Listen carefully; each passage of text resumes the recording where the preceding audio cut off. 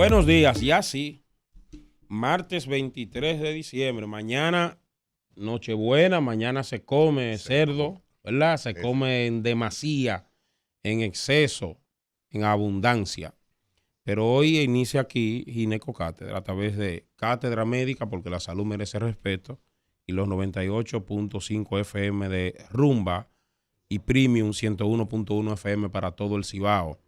Martes 23 de diciembre de 2025, en un abrir y cerrar de ojos. Diciembre nos pasó 23 días y uno ni cuenta se dio. Ya mira mañana. Mañana es Nochebuena. Jotin Pérez, el doctor Rafael Montero y el doctor Ariel Leonor. Estamos con ustedes desde aquí hasta las 12 en esta ginecocátedra por Cátedra Médica. El doctor Montero, que tenía unos días que nos tenía abandonado, pero ya, ya él se reivindicó y vino a despedir. Vino a despedir el año de ginecocátedra en este día maravilloso, bien, el 23 de diciembre. Ya todo el mundo está en los preparativos para la Navidad. Yo en mi casa ya preparé mi cerdito y mi pavo del domingo, o sea que están en la nevera ya reservado. Así que esperamos que todo el mundo pueda mañana compartir en familia tranquilo y disfrutar ese momento. Leonor, el doctor Leonor ya armó su pierna también. Ya la sazonó, la tiene en la nevera, él la saca otra vez hoy, la sazona otra vez y la muestra en la nevera. Sí, yo tengo que darle un toquecito ahorita de un juguito de naranja y juguito de piña. Hay que darle un agrio, naranja agria, o sea, naranja agria con un poco de orégano hoy para reforzarlo. Para que refuerce, sí. No, y llamamos a la prudencia en el día de mañana, tanto con la comida como con la bebida. Debemos ser prudentes. La gente con la bebida hace caso, pero con la comida es difícil este país. Olvídense de eso. O sea, el tema de dieta y cosas en este país, poca gente se lleva de esas recomendaciones que siempre se hace. Coman con moderación, porque en la cultura del dominicano, ese día de mañana, el 24 de diciembre, la gente se aprovecha y como hay mucha comida, hay de todo en abundancia. Porque el doctor Montero tiene un cerdito completo, el doctor Leonor tiene una pierna completa de 10 libras, carne de más, mucho arroz, mucha ensalada, muchos dulces, mucho pollo, mucho pavo, mucho de todo, la abundancia, y nunca falta ese que está ahí esperando para hacerle bullying al que está haciendo dieta, al que lleva una alimentación, al que lleva un plan nutricional. Así, mira, te dedica a dieta un diciembre. La gente termina cediendo y diciendo, vamos a dejar estos peneros. Te voy a hacer una pregunta ya que estamos en ginecocátedra. ¿Y unas alturas puede acelerar, desencadenar una labor de parto? El estrés. No, hay mucho mito, Pero las mujeres siempre dicen, no, después que me comí ese cerdo asado, con esos pasteles en hoja, ahí me llegan los dolores en la madrugada. Yo quisiera saber, yo no he encontrado en ningún libro de texto, ninguna investigación, ningún material, de por qué es que la mujer, ni embarazada, ni en el puerperio, puede comer cerdo. Ya. No hay evidencia de que no se pueda, ¿no? Yo no entiendo, yo no sé por qué. No, ¿Cuál es la razón? Esos son... ¿Qué es lo que pasa con el cerdo? Bueno, el cerdo te pudiera dar una intoxicación alimenticia de los cristianos. Yo te hice la pregunta porque mi mamá siempre contaba en casa. Tengo un hermano que justo nació el 25 de diciembre. Y mi mamá ¿Se llama Jesús? No, se llama César. Y mi hermano César, que vive en Estados Unidos hace muchos años, mi mamá decía, no, yo después que vi unas alturas de cerdo, ahí comenzaron los dolores. Míralo, ahí se llenó mucho. Eso de tensión, me imagino, puede pasar. Pero siempre ha existido la creencia, la cultura de que la mujer, mira, la mujer embarazada no puede comer cerdo, ¿verdad?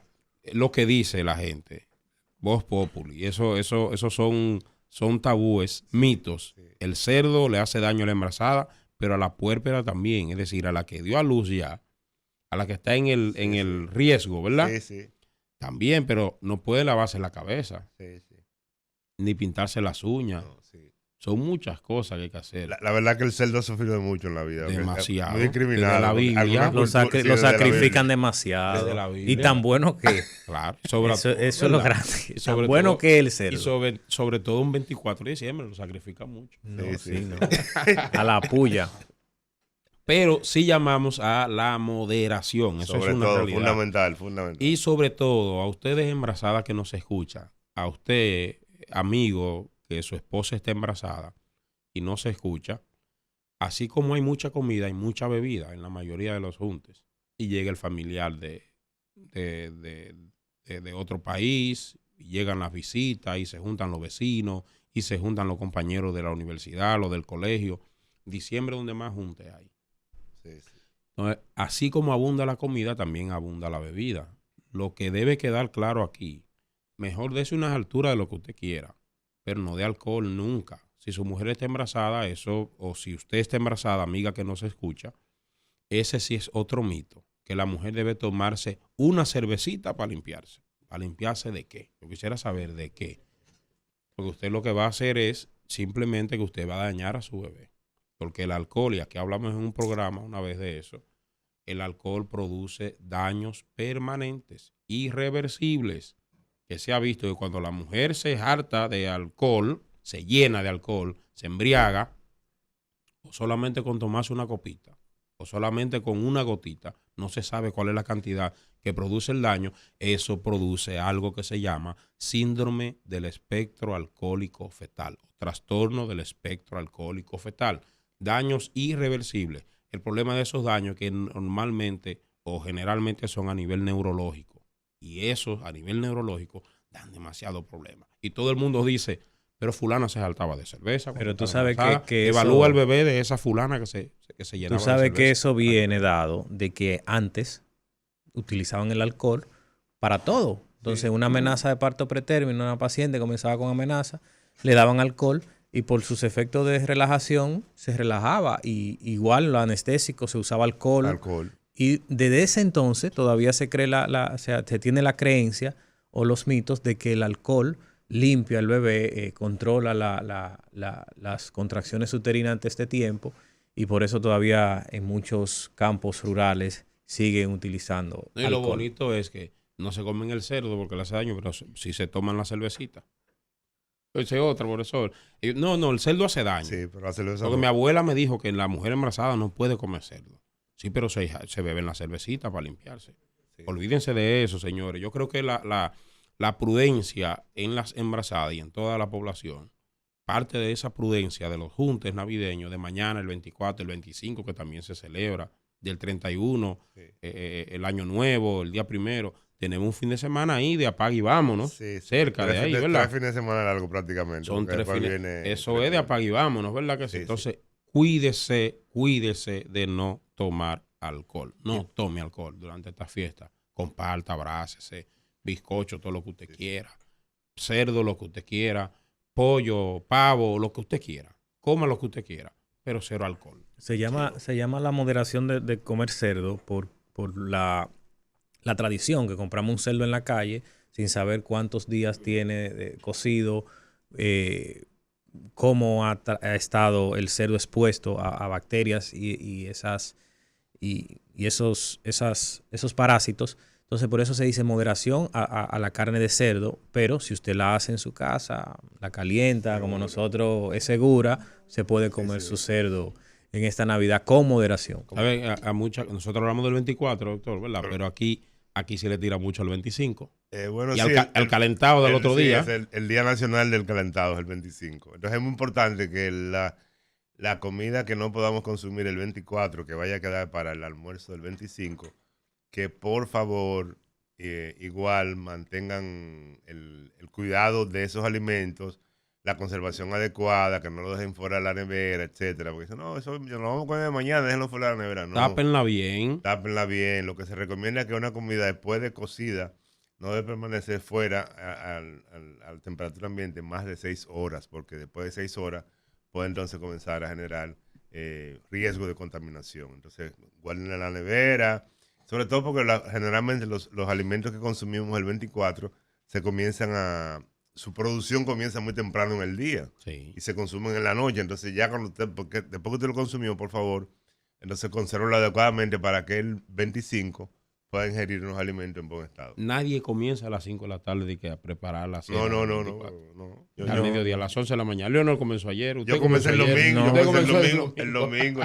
Yo ayer lo sazoné bien, sí, lo almacené. Yo comencé el domingo. Hoy le doy un retoquecito y mañana a las 10 de la mañana, 4 o 5 horas a fuego lento y luego hacer chicharrón. Oye, profesor, ¿qué vamos a hacer con tanta gripe? Usted que es epidemiólogo, sabe de salud pública, ¿qué vamos a hacer con tanta gripe que hay en esta población? Lo cierto es que el tema de los virus han ido evolucionando como todo en la vida y hemos tenido, entonces, han reaparecido y han ido mutando. Y ahora tenemos un virus nuevo que apareció ahí, el H3N2. Los virus se van numerando según van apareciendo. Y entonces en este periodo siempre hay un aumento, tradicionalmente siempre en este periodo del año, hay un aumento de las infecciones de vías respiratorias superiores. La diferencia es que como están apareciendo virus nuevos, entonces tenemos que tomar una serie de precauciones. Hay que vacunarse, los que no se han vacunado todavía contra la influenza, que es una vacuna anual, porque el virus muta tradicionalmente, entonces se generan vacunas nuevas. Pero todos los años hay que vacunarse contra el virus de la influenza.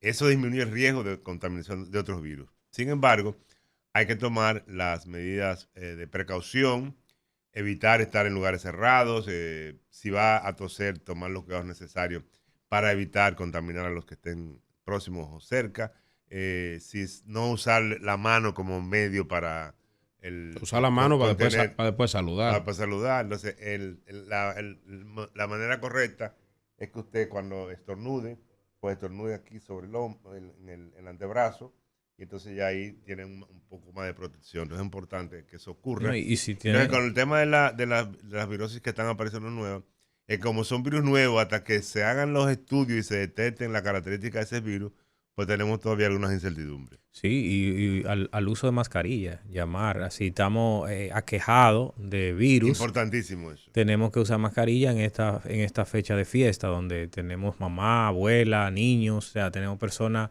en riesgo. Y la OMS ayer llamó a una carga continua del virus sincitial respiratorio, aparte de la influencia, ya que tenemos circulando tantos virus. Y ya que en el país es bueno decir que tenemos la vacuna de virus sincitial respiratorio tanto para embarazadas como para niños. Sabes que a propósito de las mutaciones que mencionó el doctor Montero, una de las cosas que hace diferente la variante H3N2, subclado K, es que es una cepa común de la gripe estacional, pero esta variante incorpora mutaciones que la convierten en una versión menos reconocible para el sistema inmunológico. Sí. Esa es la razón por la cual a mí me ha dado como gripe como 6 veces este año. No tenemos historial inmunológico, entonces cada vez que aparece un virus nuevo, lo que ocurre es que nuestro organismo tiene unos mecanismos de defensa naturales, que son los sistemas inmunes. Entonces esos sistemas se van fortaleciendo a la medida que vamos teniendo contacto con determinados agentes. Sin embargo, si los agentes hacen mutaciones importantes y nuestro organismo no los reconoce, entonces más fácil padecemos las manifestaciones clínicas que generan estas condiciones. Y si tú combinas fin de año con juntes, con cena, Nochebuena, con compartir entre amigos, generalmente el aforo de gente, pues claro, de eso explica por qué tantos casos gripales. Todo el mundo conoce a alguien, 2, 3, 4 personas que por lo menos está estornudando. Parte de la moderación es usar su mascarilla. Si usted siente que tiene alguna manifestación gripal, de virus, etcétera, póngase su mascarillita, que no cae mal.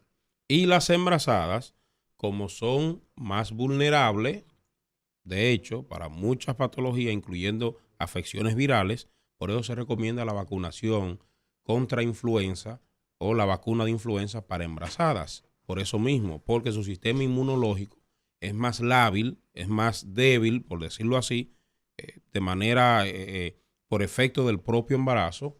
Eso hace que la mujer embarazada se contagie más de procesos gripales y de otras patologías también, de otras infecciones.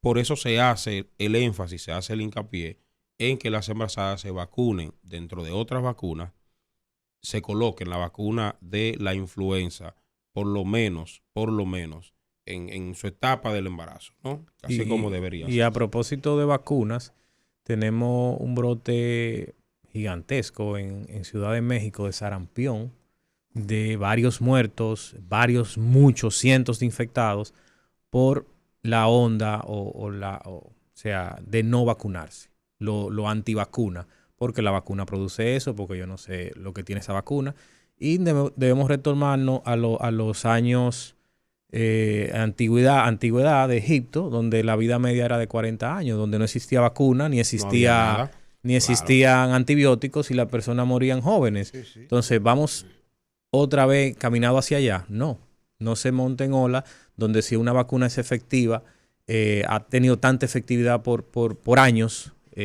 no debe dejar de usarla simplemente porque hay una ola de los antivacunas que da autismo, que da una enfermedad que yo no conozco, que me da cáncer. De todo. Entonces tenemos que poner las cosas en orden. Infarto, miocardiopatías. Todo lo dan la vacuna. Sin evidencia, sin ninguna evidencia. Y entendemos la duda de mucha gente de que la industria de las vacunas es un negocio. Sí, realmente es un negocio, porque investigar una vacuna de una variante que ha mutado, de un virus o de un microorganismo nuevo que está produciendo una infección, esas investigaciones tienen costo. Eso lo sabemos, lo entendemos. Pero al final, ¿qué conviene más? ¿No vacunarse o vacunarse? Y olvídense.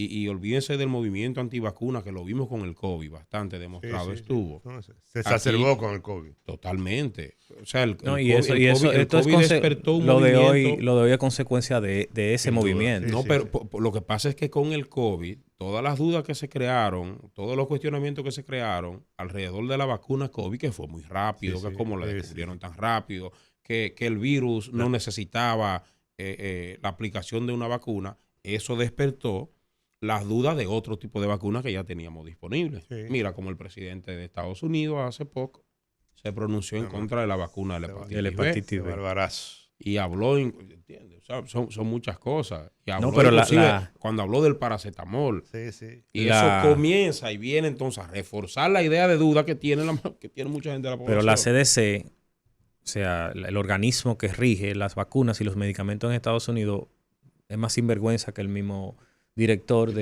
parte del negocio, porque o sea, ellos aceptaron que sí y la sacan y dicen que sí, que la vacuna tiene problemas, que no es obligatoria al virus de la hepatitis Están defendiendo mandatos. Lo que pasa es que el director del CDC lo nombra el presidente. Exactamente. Eso como que tú tengas de aquí el ministro de Salud Pública, ¿verdad? Sí, contradiga algo el presidente. En una de esas semanales ahí, ¿verdad? Hay intereses. Sí, y al final quien sufre es la población. Claro, totalmente. Es un tema. Y nosotros que estamos declarados hace ya mucho tiempo libres de sarampión, tenemos que reforzar, es un llamado a las autoridades de salud pública, reforzar el tema del cuidado y la vigilancia del tema del sarampión, porque nosotros somos un país que recibimos anualmente, ahora estamos recibiendo 10, 11, 12 millones de turistas de todas partes del al año en toda parte del mundo. Entonces es muy importante que mantengamos los sistemas de vigilancia bien estrictos con relación a estas enfermedades que son prevenibles por vacuna, para evitar que nosotros también caigamos en posibles brotes, sobre todo el sarampión, que es lo que está afectando en muchas partes del mundo en este momento. No, ahorita se agarra la población, no vacunan a los hijos. Aquí se estaba hablando de difteria el otro día. Sí. Y tosferina. Sí. Casos fatales. Desde el 60 no teníamos un brote de tosferina. Y cuando se evaluaban los casos, se hacía la auditoría de los casos, no se colocó la vacuna. Entonces, las vacunas salvan vidas, eso lo sabemos. Sí. Y para cerrar el bloque, hablando de vacunas, yo quisiera dirigirme al ministro de Salud Pública, Víctor Atala. Hay que arreciar la campaña de vacunación contra el virus de papiloma humano. Eso debe ser un objetivo trazado por todo el que maneja el tema de salud sexual o salud reproductiva femenina, la vacuna, porque nosotros la tenemos disponible, pero no se está colocando la vacuna. Que hace falta orientación, hace falta promoción, hace falta campaña de crear conciencia en las escuelas. La población femenina y masculina de 9 a 14 años están ahí, son niños. Entonces, la campaña no es a los niños, la campaña es a los padres. Porque los padres son los que tienen que hacer o dar el consentimiento de vacunar a sus hijos. Lo que, claro, hay que crear la conciencia de qué se está buscando con ese tipo de vacuna. Uno de los principales problemas o limitantes que tiene la vacunación contra el HPV a nivel regional, no solamente en República Dominicana, es que se tiene la idea que como la vacuna es contra un virus de transmisión sexual, se incluye ese tema. Y usted está mandando a la población a tener relaciones antes de tiempo. No, eso no tiene nada que ver con eso. Son mitos, son creencias. Lo único sí, que el cáncer de cervix sigue siendo la tercera causa de muerte por cáncer en República Dominicana. Y el cáncer de cervix no le da a hombres. El cáncer de cervix es de mujeres. Sí, los hombres no tienen cervix. Sí. Entonces, sigue siendo una importante causa de muerte en mujeres en nuestro país cuando puede ser totalmente prevenible. Primero, detectable a tiempo, eso sí, pero lo principal de aquí es que la prevención primaria se hace mediante una vacuna. Antes, una de las limitantes que tenía la vacuna es que era muy cara, que no la teníamos, que solamente estaba a nivel privado, que solamente quienes tenían un poder adquisitivo alto podían colocársela. Era un lujo. Que era un lujo, que era un privilegio. Sí, realmente lo era. Hoy no, hoy está gratis. En todos los centros de vacunación hay vacunas contra el virus de papiloma humano. Lleve a sus hijas, lleve a sus hijos, a los varones, entre 9 y 14 años, a colocársela. Que pronto viene también la vacunación a adultos de manera gratuita por parte del Ministerio de Salud Pública. Pero si estamos muy flojos en el tema de campaña. Hay que hacer una campaña en la promoción. Estamos muy flojos en llevar el mensaje. Doctor, que el Estado Dominicano, el gobierno, o sea, el Estado Dominicano, porque somos todos, porque el gobierno, la publicidad que paga, la saca de los bolsillos nuestros cuando vamos al supermercado, compramos combustible, en fin, de los impuestos. Entonces nosotros, a través de este espacio, venimos haciendo un llamado permanente y reiterativo. Sigan gastando en publicidad. No hay problema, pero esa publicidad tiene que ir orientada hacia acciones positivas que promuevan, por ejemplo, el tema de la vacunación contra HPV y otras vacunas. O sea, ¿por qué en vez de estar anunciando la brisita, no sé qué, llamemos a la población a que se vacunen, a los padres, a que sus hijos menores de 9 años, hembras o varones, vayan a los puestos de vacunación a vacunarse contra el HPV? Pero el presupuesto que usted gasta diciéndome que el puente de tal carretera, ¿quién más hizo el puente? Ya, un alcalde hace puente. Exacto. Yo hago puente, no, el puente lo hizo el gobierno. O sea, esa publicidad es por default. Publicidad poner promover salud a través poner la vacuna de HPV con más prioridad de la que tiene hoy en día, porque tenemos prioridad con la de hepatitis B, con la de la tuberculosis, con muchas vacunas que sí necesitamos, pero esta igual tenemos que ponerle prioridad y exigirla a las familias de colocarla. Si no la quiero colocar, bueno, hay un tema de autonomía, de que yo quiero en mi cuerpo y que no, pero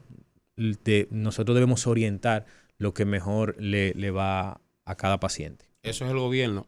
Y ustedes, CISARRIL, ARS, ¿ustedes le dan cobertura a la vacuna del virus de papiloma humano?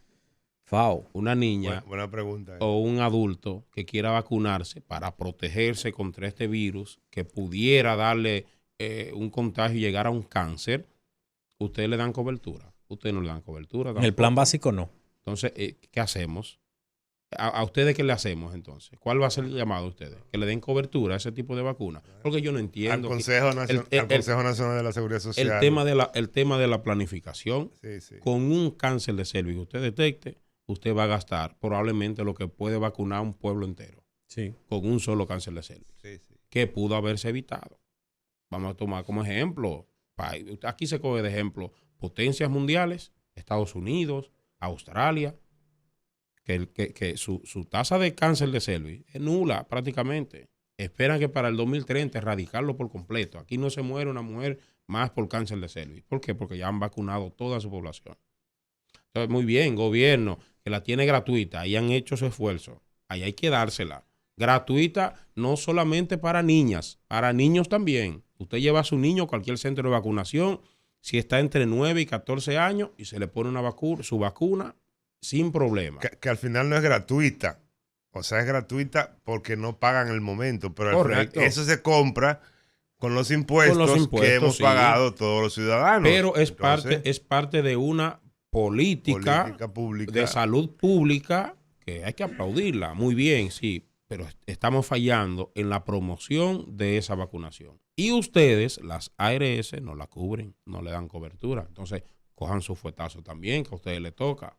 A ustedes son culpables también. Cuando hay una mujer que fallece por cáncer de cervix, esa es una muerte que tenemos que atribuirla a todos los del sistema. Sí. La ARS te va a decir, falló todo el mundo. Nosotros no definimos cobertura. Entonces el Consejo Nacional de la Seguridad Social, ojo, la directora, la señora Fernández, que por favor pongan en agenda que se incluya como cobertura para la seguridad social el tema de la vacuna, que hay otras vacunas que están incluidas, la vacuna del HPV.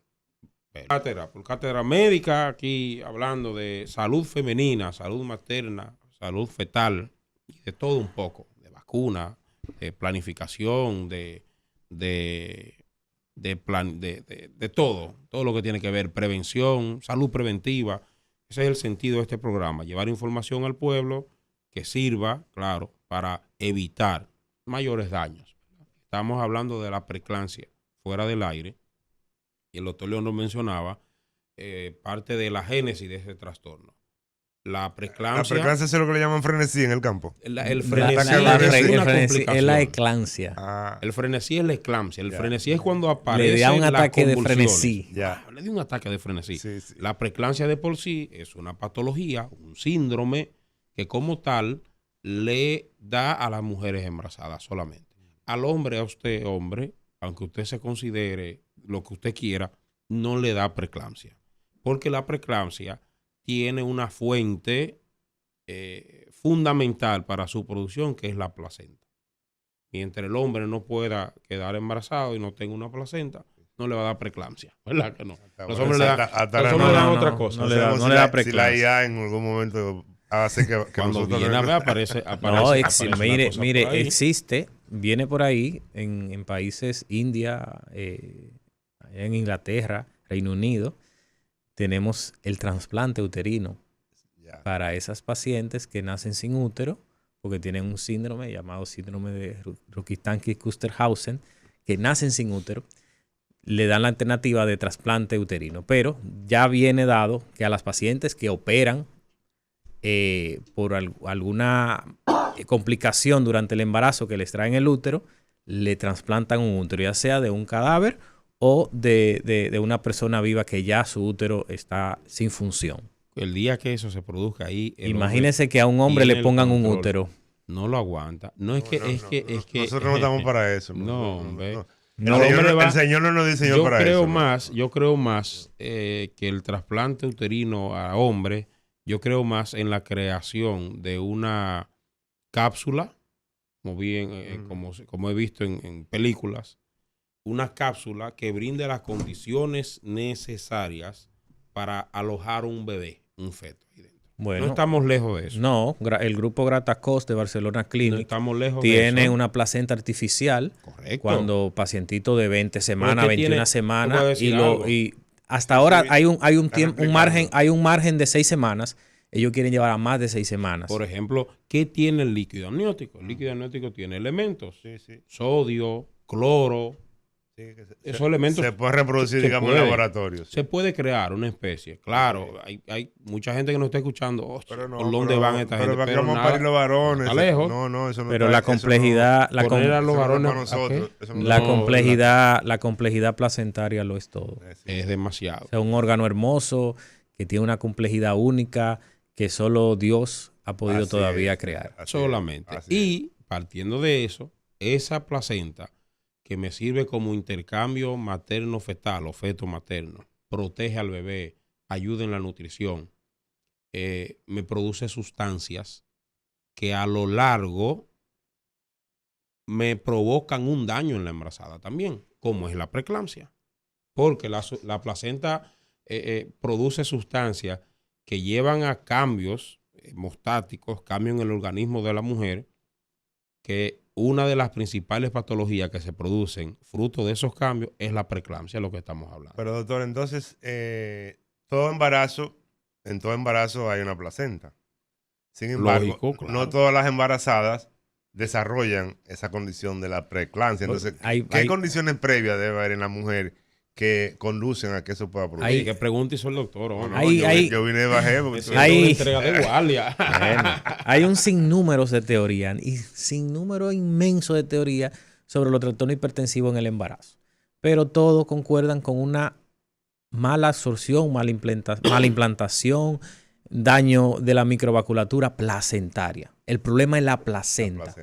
O no se adhiere bien, o los vasos que la nutren se tapan, que eso estaban hablando en el break, que ha surgido una teoría nueva sobre la arterioesclerosis y en los trastornos hipertensivos, esas pacientes que tienen el colesterol muy alto, que tienen arterioesclerosis congénita, familiar, hereditaria, que vienen dando los trastornos hipertensivos del embarazo. Entonces van todas las génesis, todas las teorías de los trastornos hipertensivos descansan sobre un solo órgano, insuficiencia placentaria. Ahí es donde está el problema. Ajá. ¿Qué pasa con la placenta, doctor? Usted dice, pero hay mujeres que no tienen problemas. Sí, hay embarazos normales que no producen, desde el punto de vista hipertensivo, el trastorno no se da.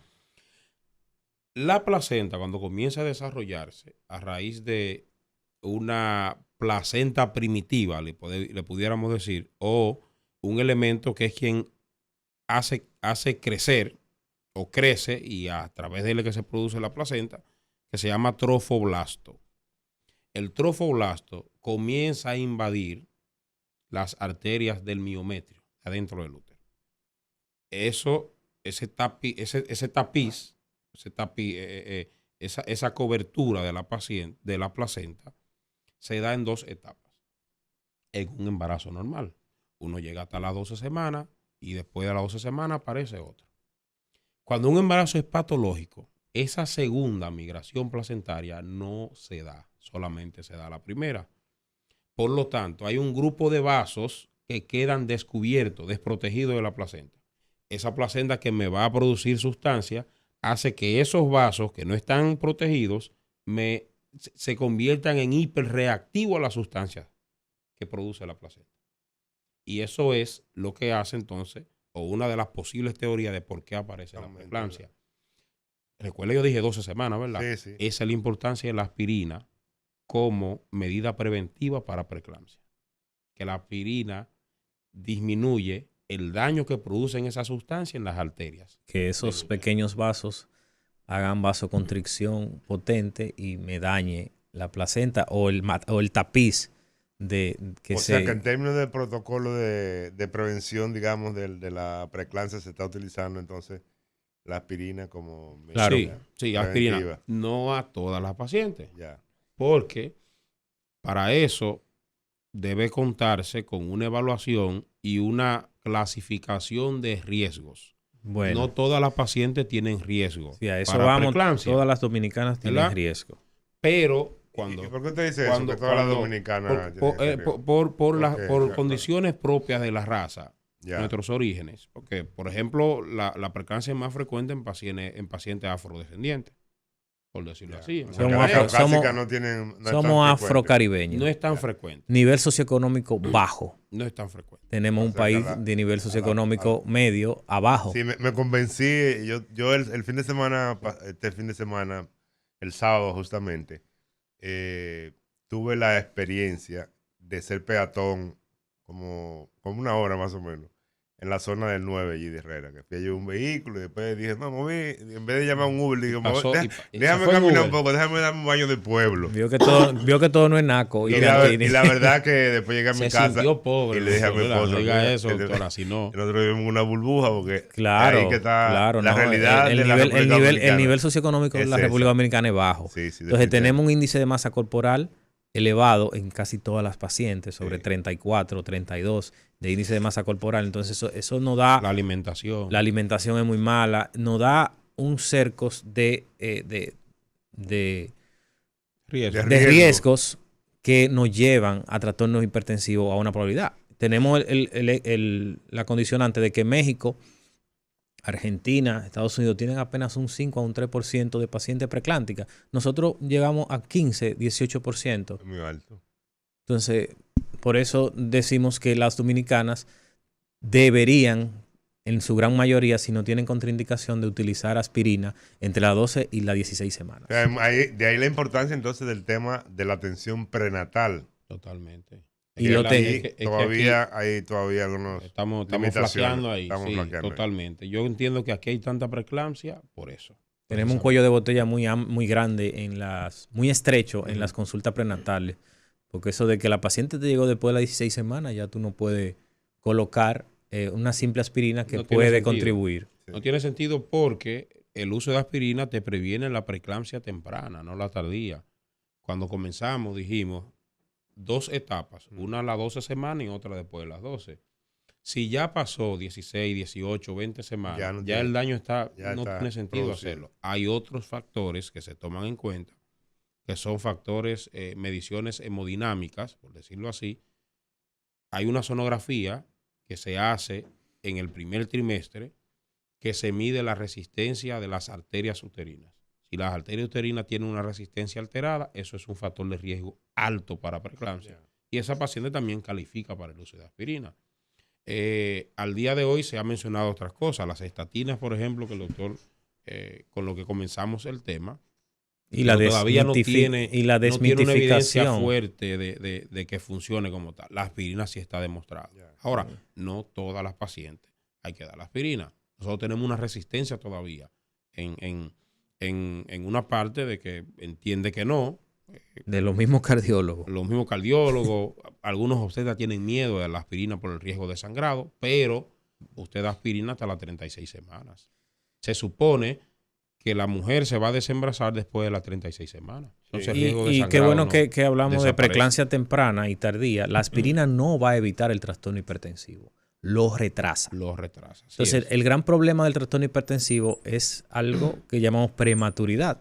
O sea, niños que nazcan antes de la fecha estimada de parto.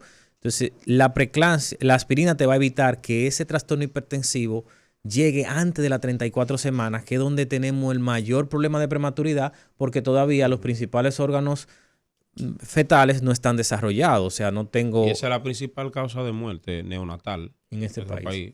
Trastorno hipertensivo. La prematuridad y de mortalidad materna. Pero el principal motivo de muerte neonatal es la prematuridad. Porque nadie quiere traer un bebé prematuro. Nadie, olvídese. Eso es un problema para todo el mundo. Mira, ese es un problema primero para el bebé. Porque la prematuridad tiene consecuencias que son devastadoras. Pero el sistema tampoco quiere lidiar con prematuro. Porque lo que se gasta en un prematuro no es fácil. Mucho dinero. No, mucho dinero. La madre mucho menos. La madre no quisiera. La madre quisiera, ¿qué es lo que busca el obstetra? Entregarle a la madre un bebé sano. La mamá lo que quiere es recibir un bebé sano. A crecer y ya, a criarlo, ¿verdad? Pero la prematuridad te impide todo eso. Se enferman más, daños a nivel de la visión. Neurológico. La prematuridad es desastrosa. Los pulmones. Por eso el obstetra trata de ganar mayor edad gestacional lo más que pueda. Ojalá nosotros, que la paciente que vaya a hacer una preeclampsia, debute a las 38 semanas. Listo, no hay problema. No hay problema. Y la de 28. Y si debuta a la 28, que el bebé está en prematuro extremo ahí, inmaduro, antes de la 28. Te debuta agresivo, que te hace un gel en 72 horas. Un síndrome gel. Es la complicación más grande. Te hace una eclampsia o te hace una coagulación intravascular diseminada, que ya ahí sí hay que llamar a un médico que resuelva. Pero entonces en la consulta prenatal yo puedo también ir identificando los factores de riesgo totalmente. Pero incluso usted hace un historial clínico. La paciente llega. Doña, ¿cuántos hijos usted ha tenido? 2. Okay. El anterior a mí me dio preeclampsia. Me tuvieron que sacar el bebé antes de tiempo. Ya usted sabe que es un factor de riesgo. Aspirina para ella. Desde que llegó. Nosotros tenemos estipulado en nuestro país el protocolo de consulta prenatal en los hospitales, en todos lados. Tiene una hoja de riesgo que se le debe llenar a toda paciente. Se usa ese protocolo. Se utiliza. Hay quien lo utiliza más que otro, pero se utiliza. O sea, hay quienes lo utilizan menos que otros. Exacto. Pero entonces seguimos teniendo históricamente una alta prevalencia de mortalidad materna de partos prematuros y la mayoría son derivados del tema del síndrome de la preeclampsia. Entonces, ¿qué es lo que está pasando? Falla en la consulta prenatal. Consulta prenatal de calidad. Eso es lo que se nos hace falta aquí, doctor. Sí.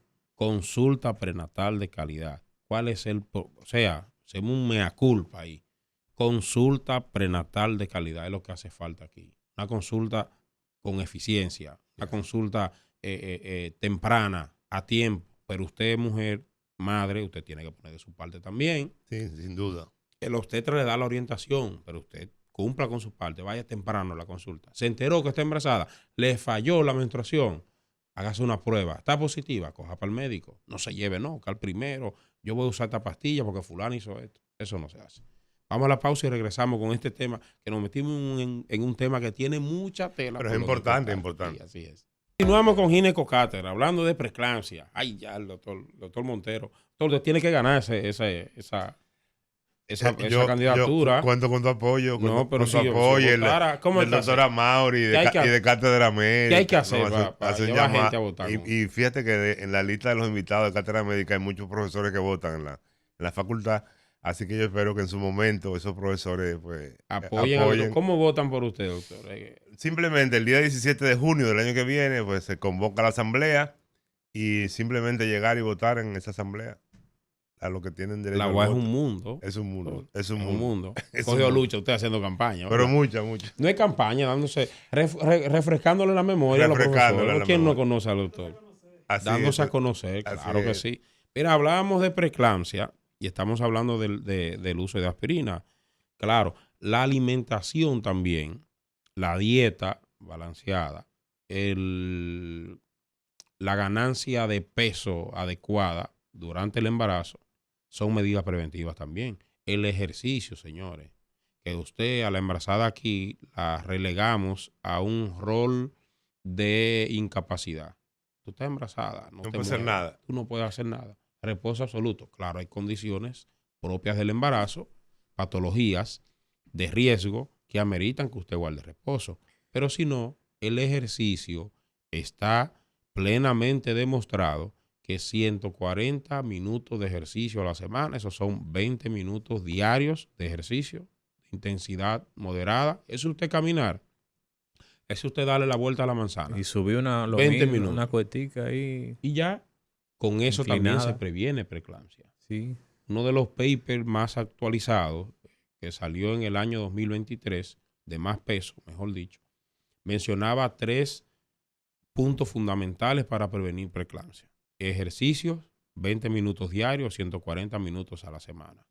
Uso de calcio en el embarazo. Lo tumbaron. Uso de calcio. Un santo. Pero por lo menos 500 miligramos diarios. No importa la edad gestacional. Y la aspirina. Lo único que para usar aspirina usted no va a ir a la farmacia o va a ir al colmado, porque la aspirina aquí la venden hasta en los colmados, y pedir un frasco de aspirina y llenarse de aspirina. No. Esa aspirina tiene que indicársela a su médico después que haga una clasificación de riesgo. Conocer su caso, ver qué riesgo usted tiene para preeclampsia, entonces se le da la aspirina tratando de evitar que ese trastorno se le desarrolle. Aunque salió un estudio la semana pasada quitando el calcio de ahí, pero hace falta más evidencia. Exacto, el problema salió. El problema es de evidencia. Cuando uno lee una investigación, yo me baso, ¿quién lo publica primero? ¿Quién me dice a mí que el calcio es una medida preventiva para preeclampsia? Kipro Nicolaides. Para tú tumbarme una investigación de Kipro Nicolaides, tú tienes que tener, entiendo yo, para mí, para usted tumbarme una investigación de Kipro Nicolaides, que es de allá, de Inglaterra, que es el padre de la medicina materno-fetal. Hay una serie en Netflix que se llama Haces del Bisturí. El primer capítulo es dedicado a Kipro Nicolaides. Usted lo lee. A usted tumbamos una investigación de Kipro, tú tienes que ponerme a Jesucristo dentro de los autores mínimo. ¿Tú me entiendes, verdad, doctor? Usted es malo, doctor. Tiene que ser fuerte. No, pero claro, doctor, claro. Pero yo pienso que también nosotros tenemos que, como país, comenzar a generar nuestras propias evidencias. Totalmente. Porque es cierto que las evidencias internacionales ayudan, contribuyen, pero por las características propias de nuestra comunidad, de nuestra sociedad, nosotros tenemos que comenzar a generar esas evidencias propias de la población dominicana, porque si no hacemos eso, posiblemente algunos aspectos que funcionan en otros países, porque es población distinta, en nuestro país no funcionan, entonces tenemos que comenzar a generar eso. Aquí tenemos un problema, doctor, con la sobrediagnosticación de la preeclampsia. Aquí se sobrediagnostica la preeclampsia. Ya. Aquí subió la presión, le dolió un chin la cabeza. Ya, la tipifiqué. Pero eso no es problema. Hasta ese punto no hay problema. Sí. Tú me agregas el diagnóstico de preeclampsia. ¿Cuál es el problema, doctor? Que la preeclampsia tiene un protocolo de manejo. Que hay que desembarazar. Si usted me agregó preeclampsia severa, usted tiene que continuar el manejo de la preeclampsia severa.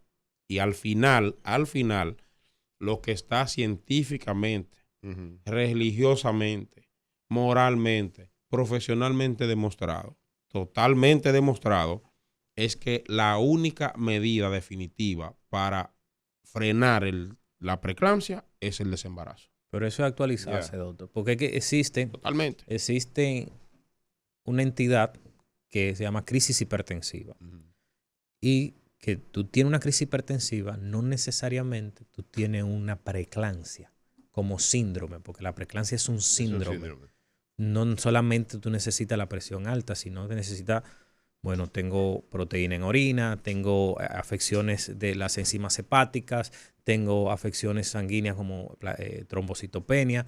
Es un síndrome, necesito un síndrome. Entonces, en una entidad de una hipertensa crónica de base que no se medica adecuadamente con su pastilla de la presión, le sube la presión y una vez es una preeclampsia. Y la desembarazan con 32 semanas. Doctor, ¿hay síndrome con un solo signo? No, claro. No hay un síndrome, un conjunto de signos. No, síntomas. Es una mala práctica. ¿Entiendes? Entonces, subió la presión. Ya, hay preeclampsia. ¿Pero por qué preeclampsia severa? No, porque le subió la presión. Sí, pero la preeclampsia es un síndrome. Tiene que buscar otros componentes. Y el problema está en desembarazar a una paciente antes de tiempo, cuando realmente esa paciente se pudo haber beneficiado de darle de hacerle un buen diagnóstico. No voy a decir más nada. Exacto. El tema es el buen diagnóstico. ¿Por qué aquí es tan difícil investigar casos como eso? Mira, el tema de la investigación... No me digas que no es difícil, doctor, porque no tenemos. Nosotros no tenemos datos, no tenemos investigación, nosotros carecemos de material actualizado producido por nosotros. Nosotros tenemos un déficit importante en el tema de la generación de nuestras propias evidencias. Y hay muchos factores que tienen que ver con este tema, pero fundamentalmente yo pienso, esos son uno de los criterios, porque la investigación requiere tiempo, requiere recursos. Entonces, aunque en los últimos años ha aumentado la disponibilidad de recursos para hacer investigaciones, la mayoría de los que tienen que hacer las investigaciones le falta tiempo, porque al final, como no le genera muchos beneficios hacer la investigación, le dedica el tiempo que tiene a otras cosas que sí le generan. No se paga un peso por investigar. Se paga muy poco. Aquí hay fondos para eso. Hay fondos. Pero yo le voy a hacer otra pregunta, doctor. Usted está más empapado del tema. Probablemente con eso usted me responda a todas las dudas que yo tengo. El fondo que está destinado a investigación, si no se usa, ¿qué pasa con ese fondo? No, el fondo es insuficiente y el gobierno dominicano tiene que aumentar el fondo. Porque generalmente la disponibilidad de fondos que hay, de proyectos que se presentan, supera la disponibilidad. Entonces, ¿qué pasa? Que como el número de proyectos que se presentan superan el proceso, generalmente se priorizan aquellos proyectos de investigación que tienen vocación de generar patentes, dinero. El proyecto como este, que lo que van a generar evidencia, campañas para mejorar protocolos de atención, posiblemente entonces eso se quedan se engavetan. El año pasado tuvimos la experiencia de que presentamos como 4 proyectos relacionados con el tema de mortalidad materna, uso de inteligencia artificial, etcétera, y ninguno fueron aprobados. ¿Por qué? Porque posiblemente ahí sí van a generar evidencia para generar política, pero no para generar patentes. Entonces esa es una de las dificultades que tiene. O sea, hay que aumentar la disponibilidad del fondo, que no sé cómo quedará ahora con el tema de la fusión que se pretende del Ministerio de Educación Superior y Ciencia y Tecnología, que es la que administra el fondo. Fusionó? Bueno, el proyecto de ley lo mandaron al Congreso, está en el Congreso ya el proyecto de ley. Para mí como que lo ha retardado, doctor. Bueno, yo creía que eso se había funcionado. Eso era derecho de allá arriba. El proyecto se mandó reciente al Congreso. Eso significa que para el próximo año está en los planes del gobierno hacer esa fusión. Entonces no sabemos cómo va a quedar ese fondo. Se hizo el llamado ahora para la convocatoria, se abrió ahora la semana pasada, de manera que los invito a que hagamos un proyecto para estudiar estos temas relacionados con sí, porque la mortalidad materna es una vergüenza nacional. Es un problema. Es una vergüenza nacional. Oye, demasiado. Y campaña van, campaña viene, y al final tenemos siempre las mismas tasas. Es lo que digo. Yo ayer... Porque no hemos estudiado suficientemente el problema. Ayer yo tuve una conversación con alguien de un organismo internacional que trabaja aquí ese tema de mortalidad materna. Y me preguntaba, y yo le decía, mira, me consta que no es por falta de acción. Porque se ha hecho mucho. ¿Por qué tiempo? Usted que tiene más tiempo que nosotros. ¿Qué tiempo usted tiene escuchando mortalidad materna? 40 años. Y talleres, y cursos, y conferencias, y campañas, y plan acelerado. ¿Cuántos planes acelerados usted ha escuchado, doctor? Como 10 planes. Yo le decía eso. No es que no se ha hecho mucho. Sí. Ahora bien, revisen cómo lo están haciendo. Yo creo que es el déficit, que hemos ido implementando cosas y no hemos hecho las evaluaciones correspondientes para ver qué funciona o qué no funciona y cómo vamos incorporando otros elementos. Ahí es donde está el problema. ¿Cómo se está haciendo? No es posible que usted siga haciendo algo y los resultados sean malos. O no sean como usted espera. Fíjese a ver. Entonces, ahí volvemos a lo que estábamos diciendo. No es que no se ha hecho. Aquí se ha hecho muchísimo con mortalidad materna. De todo se ha hecho. De todo. De todo. Pero seguimos teniendo mujeres. Pero no mejoramos. Entonces, hay que cambiar la manera en lo que se está haciendo. Que tenemos 20 años en eso. 20 años. Aquí nunca se ha hablado de una disminución de mortalidad materna. No. Que pudiera ser orgullo para todos, que se pueda mostrar como un orgullo. Hicimos un buen trabajo. Lo primero que comienzan todo el mundo a hablar de casos de mortalidad materna. Hablen de razón. Eso no lo van a entender. Este año hay menos... No lo van a entender. Menos números de muertes, pero si sacamos la razón de mortalidad materna en base a los nacidos vivos que tenemos, igual, seguimos mal. Sí. Tú tienes que relacionarme los números de muerte materna con los nacidos vivos. No me hable de muerte materna. No me diga, mejoramos en relación al año pasado, porque ahora murieron 5 mujeres menos. No, eso no tiene que ver. Háblame de razón. ¿Cuántos partos menos hubo? Claro, vamos a razón de mortalidad materna. Entonces, aquí lo que ha hecho falta es la manera en la que se toman las acciones para ese tema. Y aquí hay que fijarse. Cuando uno analiza muerte materna, se va a encontrar con 2 causas principales. Trastorno, preeclampsia y hemorragia postparto. Exacto.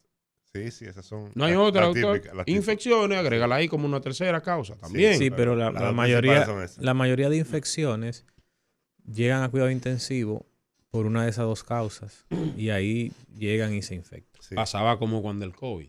Cuando el COVID, el mundo, no República Dominicana solamente, el mundo vio un retraso en la mejoría de la razón de mortalidad materna. Sí. La lucha de la muerte materna se detuvo por el COVID. Por completo. Sí. Nosotros tuvimos muchas muertes por COVID, pero esas pacientes con COVID hacían preeclampsia. Esas pacientes con COVID positivo me hacían una hemorragia postparto. No podemos desligar que lamentablemente a nivel mundial las principales causas de muerte materna son hemorragia, trastorno hipertensivo e infecciones. Japón. En países como nosotros. Japón. Pero en países ahora hablando de Japón, en países que se preocupan por esas 3 causas, tenemos causas de sanguíneas, o sea, trombos.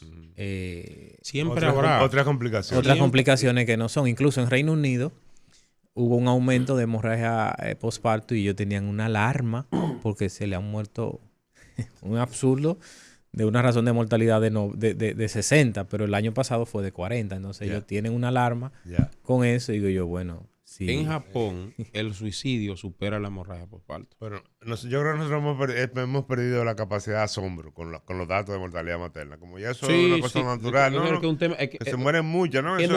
No, exacto, doctor. Es que no lo entiendo. Ya eso. Exactamente. La muerte materna nadie dice nada. Sí. Pero aquí hay muchas cosas que hacer. Se puede hacer muchas cosas. Se ha hecho muchísimo. Muchísimo. Pero no ha sido suficiente para bajar no es la manera.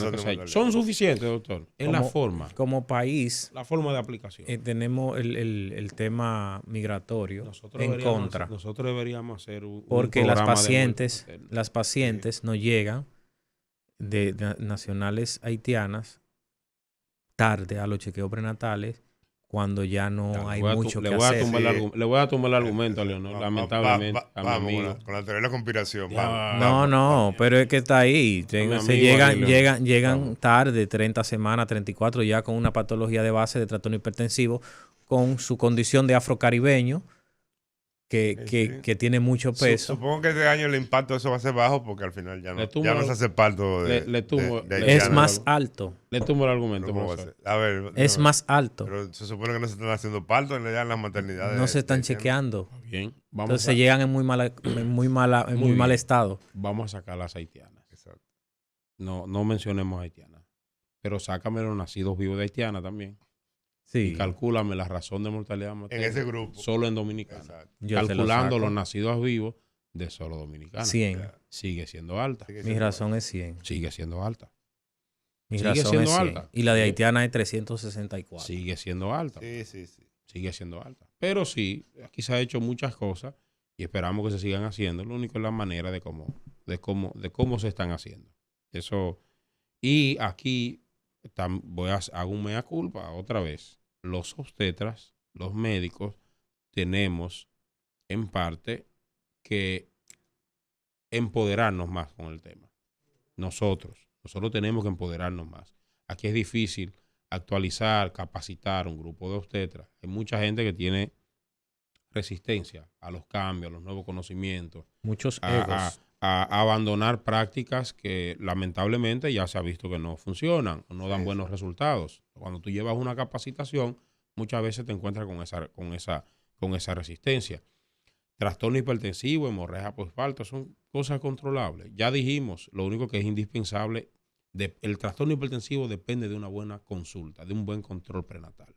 Y eso es difícil tú agarrar y enderezar una consulta prenatal, doctor, a nivel público. ¿Pero cómo va a ser? Doctor. Es difícil. Es sencillísimo. Pero acá. Aquí hay una evaluación. Sencillísimo. Aquí se hace evaluación de calidad. Porque nosotros tenemos una cobertura de servicios que supera el 99%. Doctor, en donde quiera te encuentres un servicio de salud. Ese es el contraste que nos dicen a nosotros internacionalmente. Ese es el contraste. Eso no lo echan en cara. Nosotros no tenemos problema de acceso, porque estamos ahí, no tenemos problema de montaña. En todo lado hay una unidad de atención, sea primaria, secundaria o terciaria. Es un obstetra que da la consulta prenatal, pero damos más la consulta prenatal. Ahí es donde está, doctor. A nosotros nos dice a nivel internacional, pero ustedes son el país que más posibilidad tiene de bajar mortalidad materna. Pero claro. ¿De cuánto es la cobertura de atención médica especializada de ustedes? De un 98%. ¿Y por qué que se mueren tantas mujeres? Exacto. Sí. Ese es el control prenatal para el trastorno hipertensivo. Eso es nuestro dilema. La hemorragia postparto. A mí no hay como justificarme una muerte por hemorragia postparto, doctor. No la hay. Bueno que no. No la hay.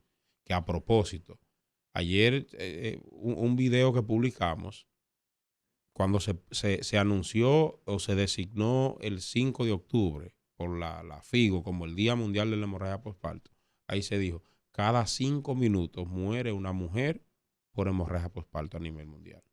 100,000 mujeres al año mueren. Aquí, en donde sea. 100,000 mujeres al año por hemorragia postparto. Y no me saltes a mí claro que aquí nunca hay sangre. No, eso. No hay sangre, doctor, ¿verdad? ¿Qué hace que una mujer llegue a la necesidad de colocarle una sangre? Sí. Llegó con anemia. No tuvo un control prenatal. Corrija eso. Sí. El control prenatal es fundamental. Y una pregunta a propósito de los médicos. Me van a matar el colegio médico y mis amigos. El colegio médico, la sociedad. La sociedad. El otro día se estaba hablando, el año pasado, sobre una certificación médica que venía dando por los médicos de actualizaciones, de participación en educación continua, en a veces el que no coge un examen a ver cómo va. ¿Y en qué está eso? La recertificación médica. ¿En qué está eso? Sí, eso es parte del colegio. La recertificación. Hay un nuevo Sí, bueno, pero eso de la certificación aquí se recertifica en función de documentos de participación en cursos, etcétera, pero eso no tiene impacto, sobre todo porque es un tema voluntario. Eso va a funcionar el día que las ARS digan, si no está recertificado, aquí no tiene código.